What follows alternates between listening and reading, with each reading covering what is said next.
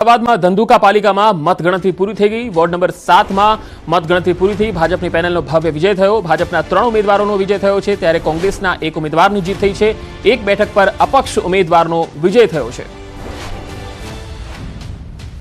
ભાજપના 3 ઉમેદવારનો વિજય થયો છે।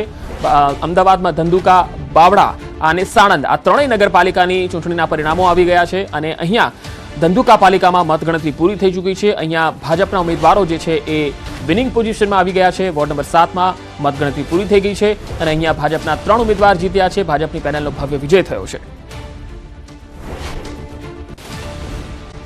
સભ્ય પણ ભાજપની સામે લડતા હતા અને ભૂતકા થોડા દિવસો પહેલા આક્ષેપો પણ થયા હતા। શું કહેશો?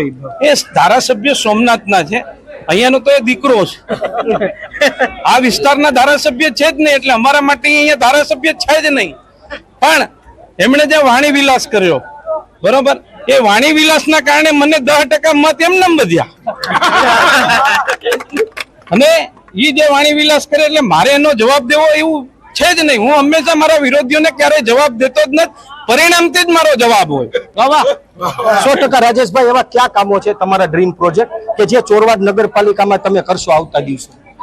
ખાસ કરીને જ્યારે મારા વતનને મેં વચન આપ્યા હતા ને એની અપેક્ષા છે જે મારી પાસે કે ચોરવાડ બંદર બને અને હોલિડે કેમ્પનો વિકાસ થાય તો આ ગામમાં રોજીરોટી વધે અને પ્રવાસન ક્ષેત્રે ગામનો વિકાસ થાય, એ અપેક્ષા હતી। વાલમાં એ બધું પડ્યું જ છે।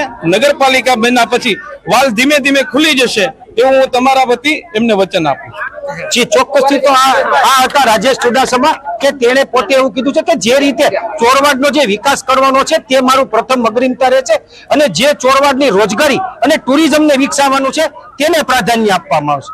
અતુલ વ્યાસ, ન્યૂઝ 18 ગુજરાતી, ચોરવાડ। આજ ભરૂચની જો આપણે વાત કરીએ, ભરૂચના હાસોડ તાલુકા પંચાયતની પંડવાઈ બેઠક પર યોજાયેલ પેટા ચૂંટણીમાં કોંગ્રેસનો વિજય થયો છે। કોંગ્રેસના ધવલ પટેલે ભાજપના મનીષ પટેલને પાતળી સરસાઈથી હરાવ્યા। ધવલ પટેલ ભાજપના ધારાસભ્ય ઈશ્વરસિંહ પટેલના ભત્રીજા છે।